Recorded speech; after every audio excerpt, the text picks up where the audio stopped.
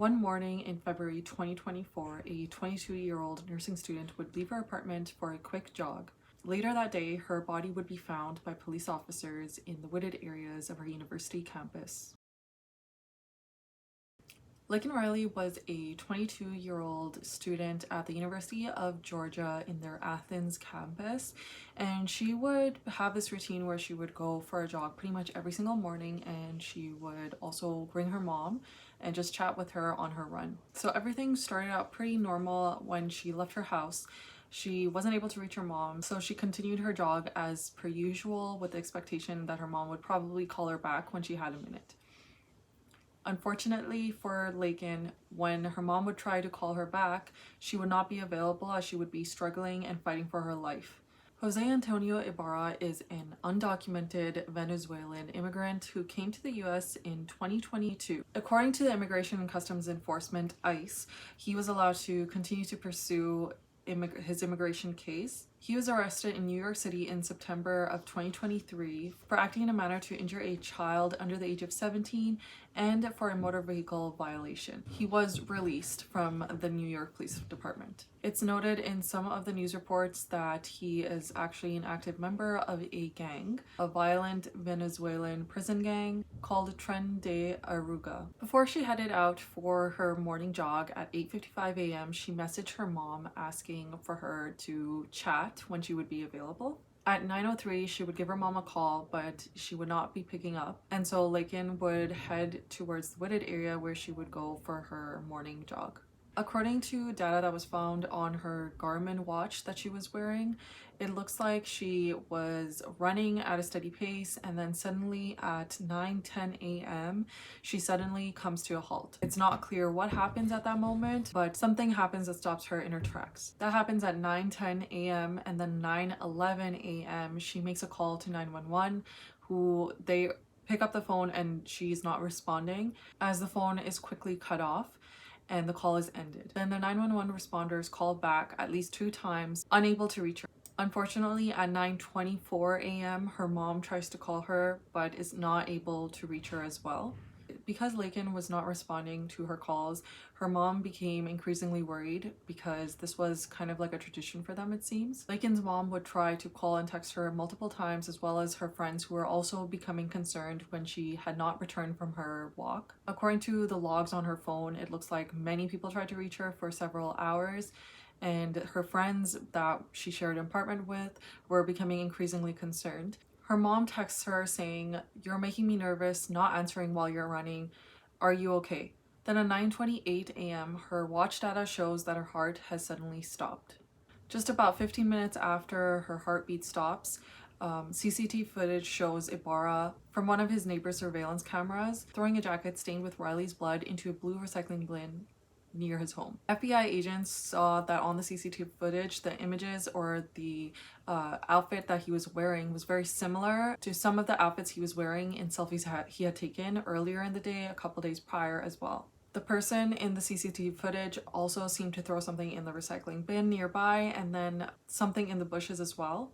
Officers found that this was basically Riley's jacket that she had been wearing, and it had been tossed over there. And in the bushes, they were able to find kitchen gloves that some had holes in it, and these were taken into the investigation as well. A couple hours from that, around 11:47 a.m., Laken's mom texts her saying that she's worried and she wants her to give her a call back. One of Riley's friends testified that she had become increasingly worried because they were not getting any response from Riley or Laken.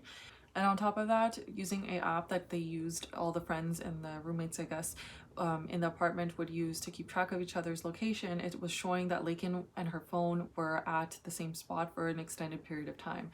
This made them even more worried, and they eventually did contact the police. The police would search the wooded area and see that she was found. Her body would be found 64 feet off the trail. Her body would be found partially covered by leaves. Her shirt had been pulled up and her underwear was a little bit exposed, but apparently there was no evidence that any SA had actually happened. According to prosecutors, Laken would fight for her life for approximately 20 minutes and eventually lose the battle. As a result of the fight and the struggle, Ibarra's DNA would be found under Laken's fingernails. And likely during the 911 call attempt is when Ibarra's thumbprint eventually is found on the phone screen and in the location of where you would hang up a phone call when you're on an iPhone. The following day, February 23rd, is when Ibarra would be arrested and brought in. The officer that arrested him noticed that he had some scratches, or what looked like scratches, on his arms, and also he had been questioned, or he questioned Ibarra why his knuckles were so red, and according to Ibarra, it was just because of the cold. It would be just a few months later, in November on the 20th, that Ibarra would be found guilty on all accounts. Because Ibarra waived his right to a jury trial, he was going through a bench trial, which is when the judge basically decides the sentence and the verdict. So let's go over the charges that he was facing. He was facing 1 count of malice murder, 3 counts of felony murder, 1 count each of kidnapping, aggravated assault, aggravated battery, hindering an emergency telephone call, tampering with evidence, and being a peeping Tom. The peeping Tom allegation or charge was because that same day that Laken was murdered, a couple hours prior, a phone call came into the police station stating of a woman around 6:52 a.m. getting startled because a man was peeping through her window in her apartment, and it was described that he was wearing basically the exact same outfit that he was seen, according to the CCTV footage, wearing, and also pictures from his phone showed that he had been wearing those same outfits, so everything seemed to match. It took Judge Patrick Haggard only 19 minutes to come to his conclusion and charge Ibarra on all 10 counts. During the actual video recording, you can actually hear the wails of the family members, most likely the mom. I'm not sure, I couldn't really see who, but you can hear them like visibly react to the announcement that he was being charged. The judge mentions in his closing statement that the evidence against Ibarra was overwhelming and powerful, and it was quite clear that all the evidence basically was just pointing right towards him. So as a result, Jose Antonio Ibarra has been sentenced to life in prison without parole. This was for the malice murder charge, but also for kidnapping he was given life in prison, for assault and attempt to rape, obstructing 911 call, evidence tampering, and the peeping Tom convictions, he received 20 years, 12 months, and 5 years in prison, respectively. During the trial, basically, some of the evidence that was used was information on Ibarra's phone, particularly the selfies that he had taken a couple days prior and the day of the murder that showed him wearing outfits that were putting him at the site of the crime. There was the information, the digital information from the watch that Laken was wearing, as well as the pinging from their phones from different locations where he was actually pinged at the apartment, where the peeping Tom accusation or charge comes into play, and also where she was murdered. What was kind of crazy was the fact that the defense was arguing that it is clear that she was murdered, but it's just circumstantial for him to be the person that was in the area. They even were potentially accusing actually his brother, because they were saying that maybe one of his brothers is actually like really like a lot bigger and a lot stronger, so he would be capable of doing something like that, which I think what they say like that, they're referring to the fact that she had been allegedly asphyxiated. She had a rock smashed into her head multiple times. And then they were also saying that potentially the DNA could be the brothers and he just happened to be like wear the jacket or something like that. It was just, it doesn't really make too much sense to me. But that is kind of what the defense had brought up. Some evidence that was not brought into the trial was a phone call between Ibarra and his wife. She was asking in Spanish, like what happened with the girl, and what he knew and if he actually did it. It wasn't clear to me what was actually stated, but it was not admitted into evidence because it would violate the confrontation clause in the 6th Amendment. It's a clause that protects the rights of an individual accused of a crime being confronted, so it was not submitted into evidence.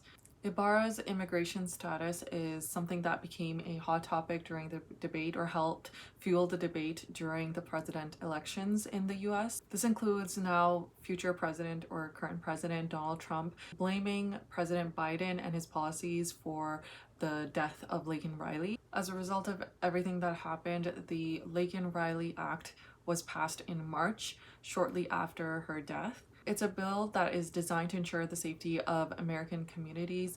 It requires that the Department of Homeland Security issue detainers for such aliens to transfer them from local law enforcement into ICE custody. Additionally, the bill grants state attorneys general legal standing to sue the federal government for harm inflicted on their state or citizens from the failure of the government agencies enforcing immigration laws. One thing I noticed while researching this trial and this case is the impact statement by Riley or Laken's younger sister, Lauren Phillips, who is a freshman at the same university, University of Georgia. She talked about the pain of living without her sister, her favorite person, her biggest role model, and the effect that her death had on her. She also, I believe, is the one that mentioned that she felt nervous being on campus and was constantly looking over her shoulder. Many people, after something like this happens, would feel that way, very understandably. And I think what's unfortunate is the fact that in theory, she had done everything she could to protect herself and to still be able to live and enjoy her life. But unfortunately, this happened and we have lost another person. And this person was a sibling, she was a daughter, she was a friend, she was someone that was going to, play a huge and important role in the future when she became a nurse. This again should not have happened, but this is the information we have about the case. Let me know your thoughts in the comments down below. What do you think can be done better? This was another unfortunate situation and another unfortunate death, but unfortunately it seems like these kinds of things just keep on happening. I'll see you guys in the next one.